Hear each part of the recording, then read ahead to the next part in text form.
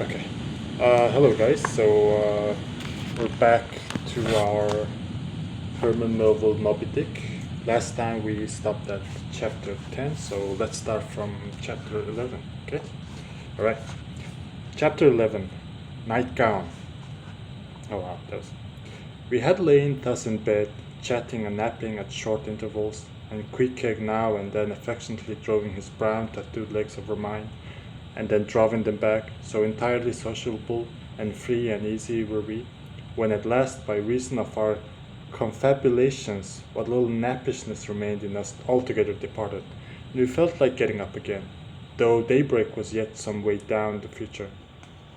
Yes, we became very wakeful, so much so that our recumbent position began to grow wearisome, and by little and little we found ourselves sitting up, the clothes well tucked around us, leaning against the headboard with our four knees drawn up close together, and our two noses bending over them, as if our knee pans were warming pans. We felt very nice and snug, the more so since it was so chilly out of doors, indeed out of bedclothes too, seeing that there was no fire in the room. The more so, I say, because truly to enjoy bodily warmth, some small part of you must be cold, for there is no quality in this world that is not what it is merely by contrast. Nothing exists in itself.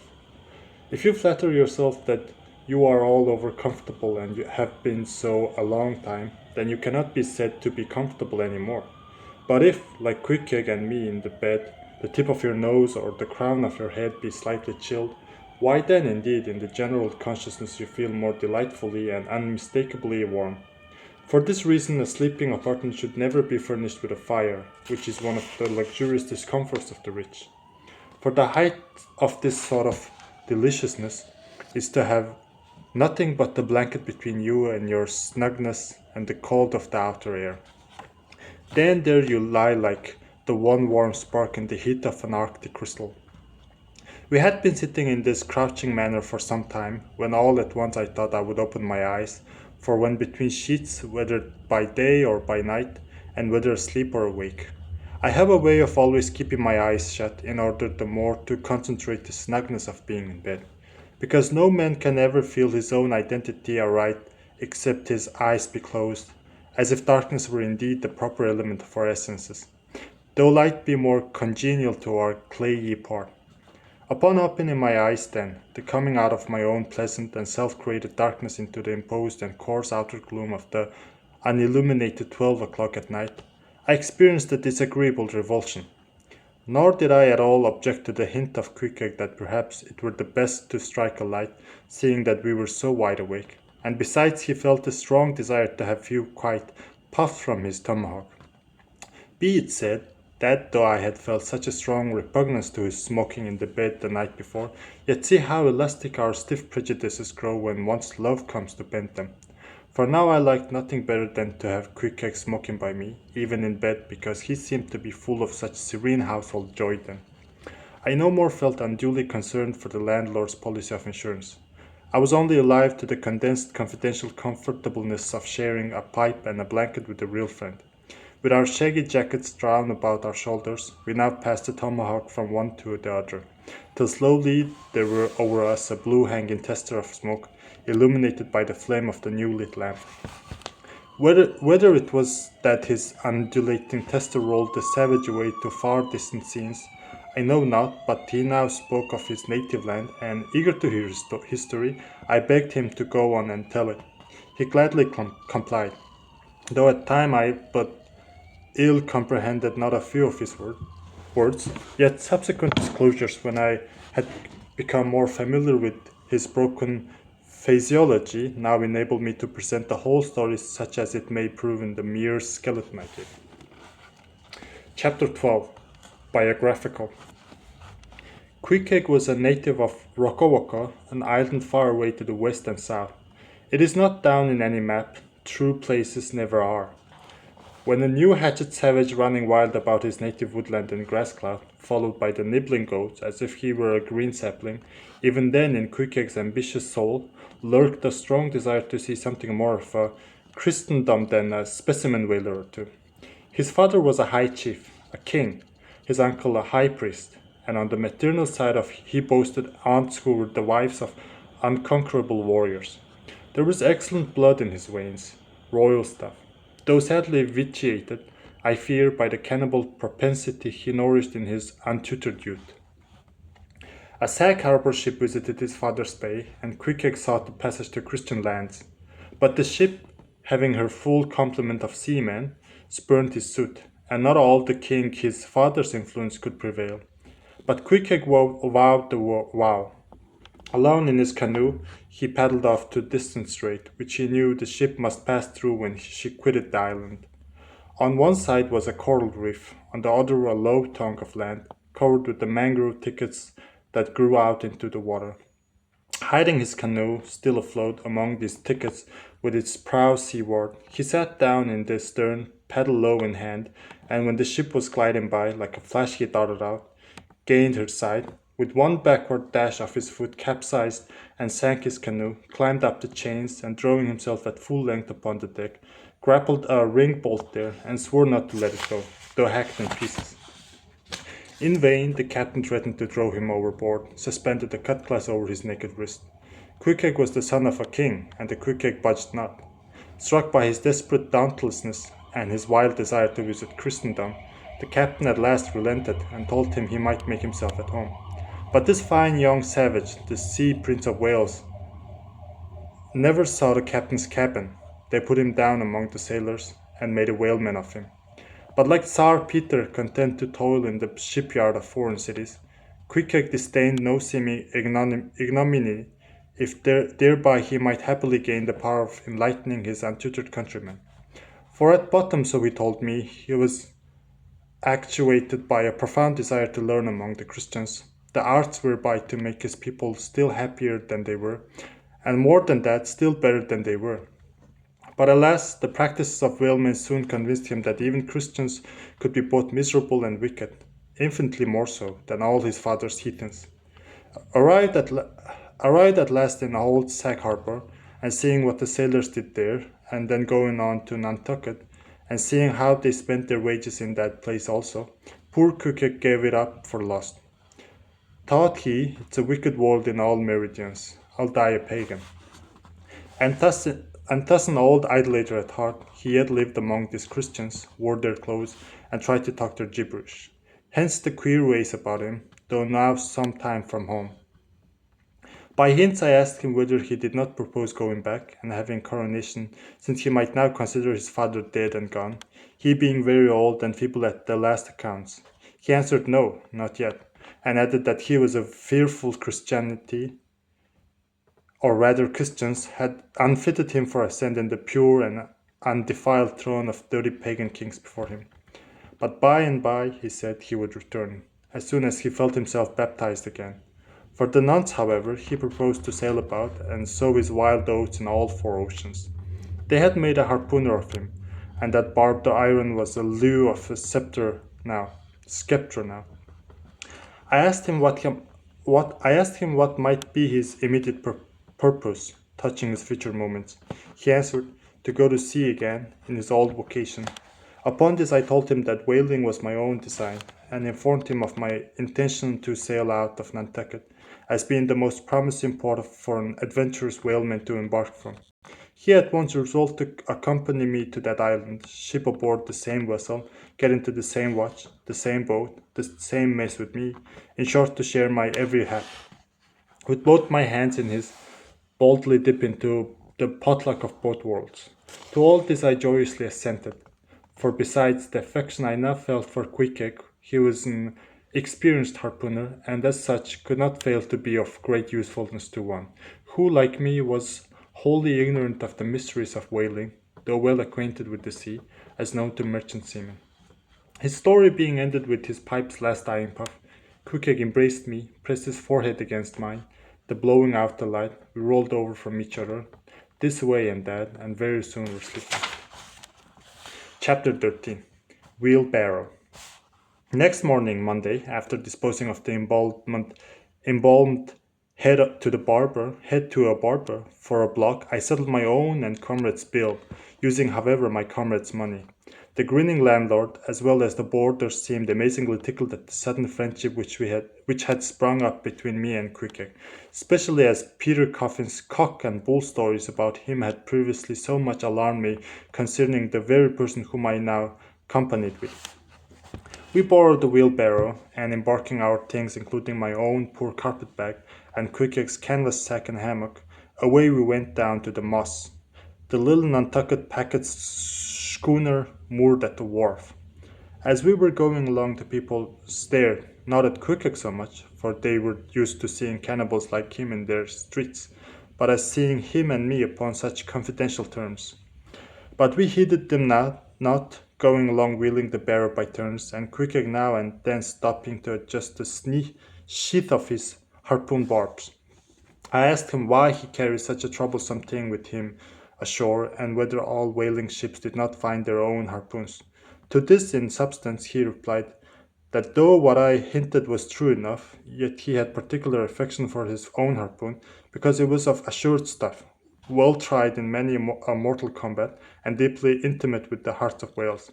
In short, like many reapers and mowers who go into a farmer's meadow armed with their own scythes, though in no wise obliged to furnish them, even so, Quickeg, for his own private reasons, preferred his own harpoon. Shifting the barrow from my hand to his, he told me a funny story about the first wheelbarrow he had ever seen. It was in Sag Harbor. The owners of his ship, it seems, had lent him one, in which to carry his heavy chest to his boarding house. Not to seem ignorant about the thing, though in truth he was entirely so, concerning the precise way in which to manage the barrow, Quickeg puts his chest upon it, lashes it fast, and then shoulders the barrow and marches up the wharf. Why, said I, Quickeg, you might have known better than that. One would think. Didn't people laugh? Upon this he told me another story. The people of his island of Rokowoko, it seems, at their wedding feast expressed the fragrant water of young coconuts into a large stained calabash like a punch bowl, and this punch bowl always forms a great central ornament on the braided mat where the feast is held. Now a certain grand merchant ship once touched the Rokowoko, and its commander, from all accounts, a very stately, punctilious gentleman, at least for a sea captain. This commander was invited to the wedding feast of Quickeg's sister, a pretty young princess just turned of 10. Wow. Sorry. Well, when all the wedding guests were assembled at the bride's bamboo cottage, this captain marched in, and being assigned the post of honor, placed himself over against the punch bowl, and between the high priest and his majesty the king, Quickeg's father, grace being said, for those people have their grace as well as we. Thought Quickeg told me that unlike us, who at such times look downwards to our platters, they, on the contrary, copying the ducks, glance upwards to the great giver of all feasts, grace. I say, being said, the high priest opens the banquet by the immemorial ceremony of the island, that is, dipping his consecrated and consecrating fingers into the bowl before the blessed beverage circulates. Seeing himself placed next the priest, and noting the ceremony, and thinking himself being captain of a ship, as having plain precedence over a mere island king, especially in the king's own house, a captain coolly proceeds to wash his hands in his punch bowl, taking it, I suppose, for a huge finger glass. Now, said Quickeg, what you think now? Didn't our people laugh? At last, passage paid, and luggage set, we stood on our board the schooner. Hoisting sail, it glided down the Acushnet River. On one side, New Bedford rose in terrace of streets, their ice-covered trees all glittering in the clear, cold air. Huge hills and mountains of cask on cask were piled upon wharfs, and side by side the world-wandering whale ships lay silent and safely moored at last. While from others came a sound of carpenters and coopers, with blended noises of fires and forges to melt the pitch, all betokening that new cruises were on the start. That one most perilous and long voyage ended, only began a second, and the second ended, only began a third, and so on, forever for aye. Such is the endlessness, yea, the intolerableness of all earthly effort. Gaining the more open water, the bracing breeze waxed fresh. The little moss tossed a quick foam from her bows as a young colt of snortings. How I snuffed that tartar air, how I spurned that turnpike earth, that common highway all over dented with the marks of slavish heels and hoofs, and turned me to admire the magnanimity of the sea which will permit no records. At the same foam fountain, Quickeg seemed to drink and reel with me. His dusky nostrils swelled apart. He showed his filed and pointed teeth. On we flew, and our offing gained. The moss did homage to the blast, ducked and dived her brows as a slave before the Sultan.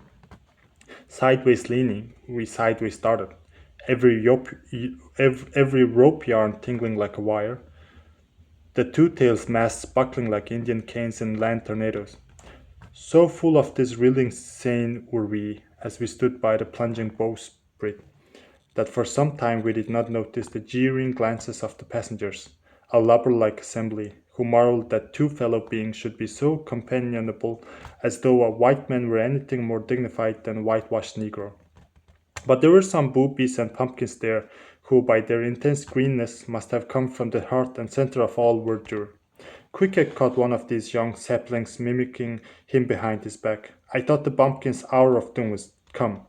Dropping his harpoon, the brownie savage caught him in his arm, and by an almost miraculous dexterity and strength, sent him high up bodily into the air. Then, slightly tapping his stern in a mid-somerset, the fellow landed with bursting lungs upon his feet, while Quickett, turning his back upon him, lighted his tomahawk pipe and passed it to me for a puff. "Captain, Captain!" yelled the bumpkin, running towards that officer. "Captain, Captain, here's the devil!" "Hallo, you sir!" cried the captain, a gaunt rib of the sea, stalking up to Quickeg. "What in thunder do you mean by that? Don't you know you might have killed that chap?" "What him say?" said Quickeg, as he mildly turned to me. "He say," said I, "that you came near Keely, that man there," pointing to still shivering Greenhorn. "Keely!" cried the Quickeg, twisting his tattooed face into an unearthly expression of disdain. "Ah, him bevy smally, fishy, Quickeg no Keely, so smally, fishy, Quickeg Keely big whale." "Look you," roared the captain, "I'll kill you, you cannibal, if you try any more of your tricks aboard here, so mind your eye." But it so happened just then that it was high time for the captain to mind his own eye. The prodigious strain upon the mainsail had parted the weather sheet, and the tremendous boom was now flying from side to side, completely sweeping the entire after part of the deck. The poor fellow whom Quickeg had handled so roughly was swept overboard. All hands were in panic, and to attempt snatching at the boom to stay it seemed madness. It flew from right to left and back again, almost in one ticking of a watch, and every instant seemed on the point of snapping into splinters. Nothing was done, and nothing seemed capable of being done. Those on deck rushed towards the bows and stood eyeing the boom as if it were the lower jaw of the exasperated whale. In the midst of his consternation, Quickeg dropped to his knees, and crawling under the pad of the boom, whipped hold of a rope, secured one end to bulwarks, and then flinging the other like a lasso, caught it round the boom as it swept over his head. And at the next jerk, the spar was that way trapped, and all was safe. The schooner was run into the wind, and while the hands were clearing away the stern boat, Quickeg, stripped to the waist, darted from the side with the long living arc of a leap. For 3 minutes or more he was seen swimming like a dog, drawing his long arms straight aft before him, and by turns revealing his brawny shoulders through the freezing foam. I looked at the grand and glorious fellow, but saw no one to be saved. The greenhorn had gone down, shooting himself perpendicularly from the water. Quickeg now took an instant's glance around him, and seeming to see just how matters were, dived down and disappeared. A few minutes more, he rose again, one arm still striking out, and with the other dangling a lifeless form. The boat soon picked him up. The poor bumpkin was restored. All hands voted Quickeg's noble trump. A captain begged his pardon. From that hour I clove to Quickeg like a barnacle. Yet, till poor Quickeg took his last long dive. Was there ever such unconsciousness? He did not seem to think that he at all deserved a medal from a humane and magnanimous societies. He only asked for water, fresh water, something to wipe the brine off. That done, he put on dry clothes, lighted his pipe, and leaning against the bulwarks and mildly eyeing those around him, seemed to be saying to himself, "It's a mutual, joint-stock world, in all meridians. We cannibals must help these Christians." Chapter 14. Nantucket. Nothing more happened on the passage worthy the mentioning, so after the fine run, we safely arrived in Nantucket. Nantucket, take out your map and look at it. See what a real corner of the world it occupies. How it stands there away offshore, more lonely than Eddystone Lighthouse. Look at it, a mere hillock, an elbow of sand, all beach without a background. There is more sand there than you would use in 20 years as a substitute for blotting paper. Some whites will tell you that they have to plant weeds there, that they don't grow naturally, that they import Canada thistles, that they have to send beyond seas for spile to stop a leak in an oil cask. That piece of wood in Nantucket are carried about like a bit of the true cross in Rome. That people there plant toadstool before their houses to get under the shades in summertime. That one blade of grass makes an oasis, 3 blades in a day's walk a prayer. That they wear quicksand shoes, something like a Laplander's snowshoes. That they are so shut up, belted about, every way enclosed, surrounded, and made an utter island of by the ocean. That to their very chairs and tables small clams will sometimes be found adhering, as to the backs of the sea turtle. But these extravaganzas only show that Nantucket is no Illinois. Look how at the wondrous traditional story of how this island was settled by the red men. Thus goes the legend. In olden times, an eagle swooped down upon the New England coast and carried off an infant Indian in his talons. With loud lament, the parents saw their child borne out of sight over the wide waters. They resolved to follow in the same direction. Setting out in their canoes, after perilous passage, they discovered the island, and there they found an empty ivory casket, the poor little Indian's skeleton. What wonder then that these Nantucketers born on a beach should take to the sea for a livelihood? They first caught crabs and quahogs in the sand. Grown bolder, they waded out with nets for mackerel. More experienced, they pushed off on boats and captured cod, and at last, launching a navy of a great ship on the sea, explored this watery world, put an incessant belt of circumnavigations round it, peeped in at Bering Straits, and in all seasons and all oceans declared everlasting war with the mightiest animated mass that has survived the flood, most monstrous and most mountainous. That Himalayan salt sea mastodon, clothed with such portentousness of unconscious power that his very panics are more to be dreaded than his most fearless and malicious assaults. And thus have these naked Nantucketers, these sea hermits, issuing from their ant hill in the sea, overrun and conquered the watery world like so many Alexanders, parceling out among them the Atlantic, Pacific, and Indian Oceans, as the 3 pirate powers did Poland. Let America add Mexico to Texas, and pile Cuba upon Canada. Let the English overswarm all India, and hang out their blazing banner from the sun. 2/3 of his terraqueous globe are Nantucketers. For the sea is his, he owns it. As emperors own empires, the other seamen having but the right of way through it. Merchant ships are but extension bridges, armed ones with floating forts, even pirates and privateers. Though following the sea as a highwayman the road, but they but plunder other ships, other fragments of the land like themselves, without seeking to draw their living from the bottomless deep itself. The Nantucketer, he alone resides and rides on the sea. He alone, in Bible language, goes down to it in the ships, to and fro, ploughing it as his own special plantation. There is his home, there lies his business, which Noah's flood would not interrupt, though it overwhelmed all the millions in China. He lives on the sea, as prairie cocks in the prairie. He hides among the waves. He climbs them as Camo's hunters climb the Alps.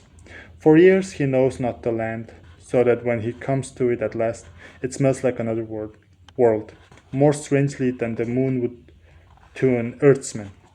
with the landless gold that at sunset falls to rings and is rocked to sleep between billows. So at nightfall, the Nantucketer's out of sight of land furls his sails and lays him to his rest, while under his very pillow rush herds of walruses and whales. Shit. Okay. Chapter 15.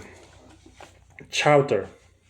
It was quite late in the evening when the little moss came snugly to anchor, and Quickeg and I went ashore, so we could attend to no business that day, at least none but the supper and bed.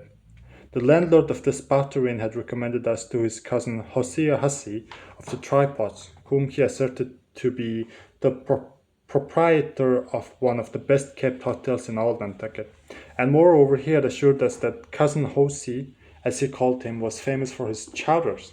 In short, he plainly hinted that we could not possibly do better than try potluck at the Tripods. But the directions he had given us about keeping a yellow warehouse on our starboard hand till we opened the white church to the larboard, and then keeping that on the larboard hand till we made a corner 3 points to the starboard, and that done, then asked the first man we met where the place was, these crooked directions of his very much puzzled us at first, especially as, at the outset, Quickeg insisted that the yellow warehouse, our first point of departure, must be left on the larboard hand, whereas I had understood Peter Coffin to say it was on the starboard.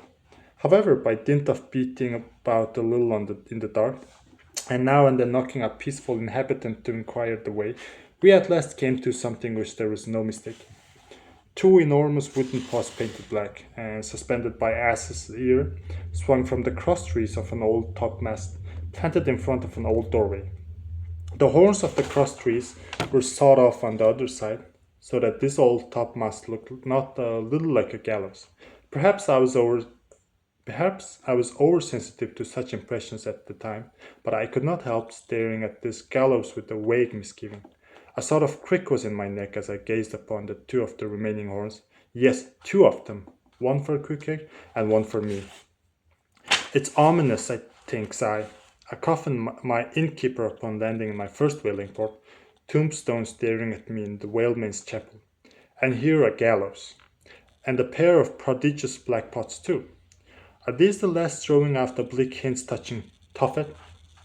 I was called from these reflections by the sight of a freckled woman with a yellow hair and a yellow gown standing in the porch of the inn, under a dual red lamp swinging there that looked much like an injured eye, and carrying on a brisk scolding with a man in a purple woolen shirt.